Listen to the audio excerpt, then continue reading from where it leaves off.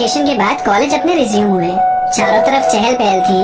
इतना टाइम हो गया था सबसे मिले हुए। एक शोर था जो ये बता रहा था कि न्यू सेमेस्टर के लिए सब कितने एक्साइटेड थे। अपना तो 7th सेमेस्टर शुरू था, हमारे तो कॉलेज के दिन खत्म ही होने वाले थे। और हमारी ट्रिप पे जो हुआ था उस सीन से मैं और दीप्ति मूव ऑन कर चुके थे। बाहर से तो दिखाई रहे थे कि फर्क नहीं पड़ रहा है, पर अंदर से अभी भी शायद वहीं पे थे।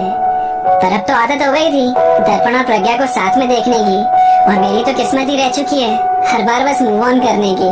स्कूल टाइम पे भी ऐसा सीन मेरे साथ हो चुका है पहले, बस प्यार का नाम बदल जाता है, हालत तो एक ही रहती है। वैसे प्रज्ञा और दर्पण खुश थे साथ में, कपल थे पर कपल जैसे लगते नहीं थे।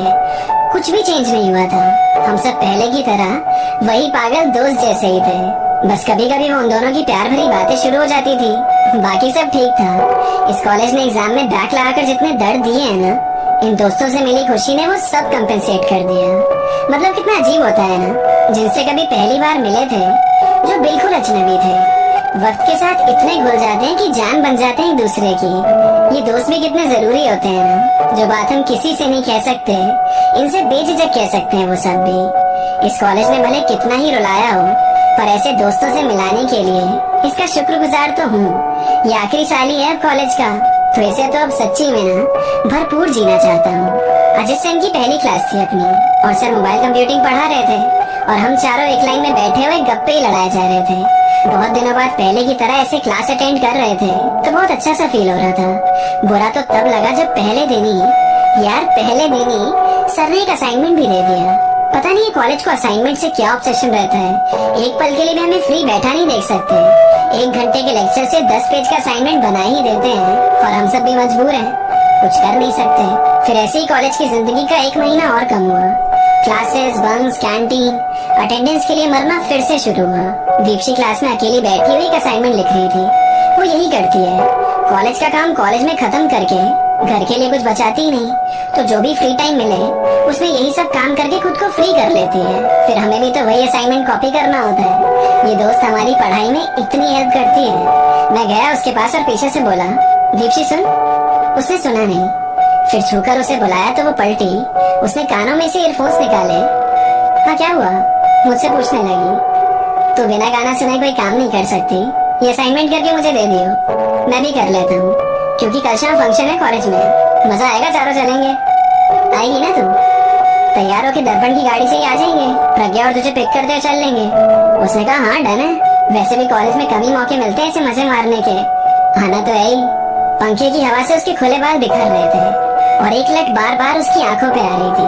उसने परेशान होकर रबर बैंड लगाया और बालों को बांध लिया। मुझे लाइब्रेरी जाकर एक बुक लेनी थी, पर मैं खड़ा था उसकी और उसके बालों की जंग देखने। पता नहीं क्यों वो लड़ाई देखना अच्छा लग रहा था। प्रज्ञा और दर्पण भी क्लास में आए। फिर प्रज्ञा दीप्ति से कल क्या ड्रेस पहननी है वो डिस्कस करने लगी। फिर मैं दर्पण को लेकर ही लाइब्रेरी चला गया, और बातों बातों में भूल गया कि बुक कौन से सब्जेक्ट की लेनी थी। फिर कल फंक्शन में जाने के लिए मैं और दर्पण प्रज्ञा और दीप्ति को पिक करने निकले। दीप्ति भी प्रज्ञा के घर से ही साथ चलेगी, तो वो दोनों हमारा वही इंतजार कर रहे थे। दर्पण ने हॉर्न बजाया, दोनों बाहर आए। दीप्ति तो अलग ही लग रही थी, ऐसी कि प्रज्ञा पे मेरी नजर ही नहीं गई।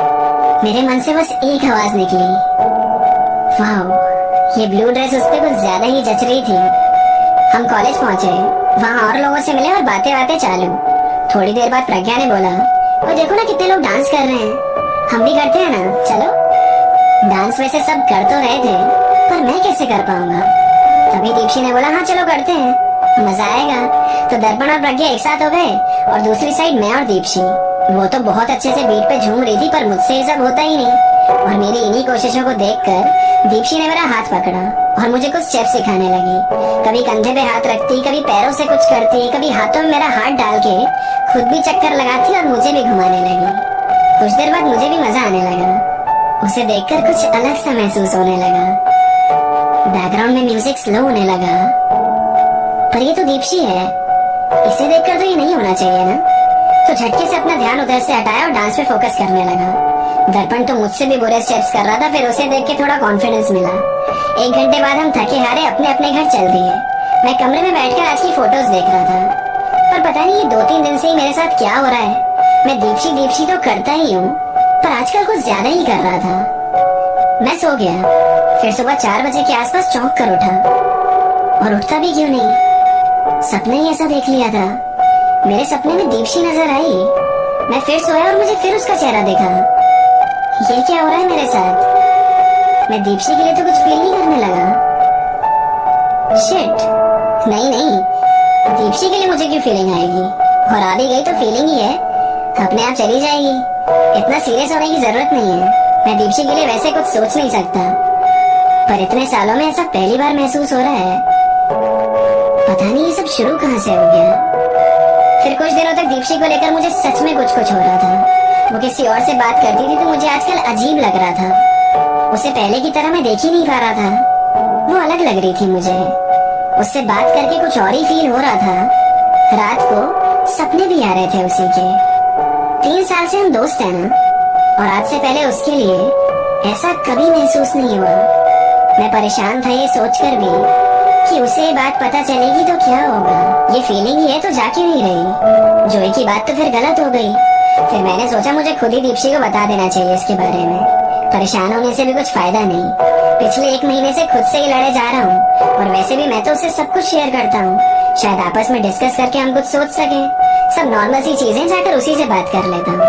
और कॉलेज में नहीं, बाहर किसी रेस्टोरेंट में चलेंगे, सिर्फ मैं और वो। अकेले में शायद ढंग से बात कर सकेंगे।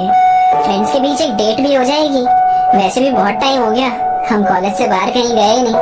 मैं हंसते हंसते खुश होकर दीप्ति के पास गया। वो क्लास में बैठकर शायद फाइल बना रही थी। मैं जाकर उसकी पीछे वाली सीट पे बैठ गया। मैंने कहा, ओए दीप्ति। उसने अपना सर हिलाया। मैं सोच रहा था आज हम कॉलेज के बाद डिनर पे चल सकते हैं। मतलब सिर्फ मैं और तू, और मुझे तुझसे कुछ बात भी करनी है। अब मैं उसके जवाब का इंतजार करने लगा। 10 सेकंड हो गए, 20 सेकंड हो गए, उसने कोई रिस्पॉन्स ही नहीं दिया। फिर मैंने उसके कंधे पे हाथ रखा और उसे हिलाकर बोला, दीप्ति कुछ बोल तो सही। वो मुड़ी मेरी तरफ, बालों को पीछे किया, कान से ईयरफोन हटाया और मुझे देखकर बोली, हाय तू कब आया? मैं क्लास से निकल ही रही थी। अच्छा ये बता, मेरे कपड़े ठीक लग रहे हैं ना? मतलब बाहर जाने के लिए ठीक ही है ना? मैंने कहा हाँ बढ़िया है। क्यों, हुआ क्या? उसने बोला, वो मेरा एक पुराना फ्रेंड आया हुआ है स्कूल का, तो आज उसके साथ मूवी पे जाना है। तो सोच रही थी कॉलेज से डायरेक्ट जाना ही ठीक रहेगा। मैं थोड़ी देर चुप हो गया, क्योंकि मेरा प्लान तो रूम हो गया। 1 मिनट पहले जो हंसी चेहरे पे थी ना, एक झटके में वो एक्सप्रेशन गुम हो गया। फिर दीप्ति ने कहा, और तुझे कुछ काम था? अच्छा, फाइल चाहिए होगी ना? पूरी कंप्लीट नहीं हुई है अभी, पर तू रख ले। मेरे हाथ में उसने फाइल दे दी। मैं शांत सा उसे देख रहा था। पहली बार किसी से डेट के लिए पूछना चाहा, पर सरप्राइज मुझे ही मिल गया बदले में। कान में ईयरफोन्स थे उसके। मेरी बात उसने सुनी भी नहीं। सर भी शायद म्यूजिक की बीट पे हिलाया होगा। मैं समझा कि वो मुझसे कुछ कह रही थी। फिर मैंने सोचा तो क्या हुआ, आज वो बिजी है तो कल के लिए पूछ लेता हूँ। कल चलेगी या नहीं? वो क्लास के बाहर जा रही थी, मैंने रोका उसे और बोला, दीप्ति सुन। कुछ नहीं, मैं बताना भूल गया, तुझे प्रज्ञा ढूंढ रही थी।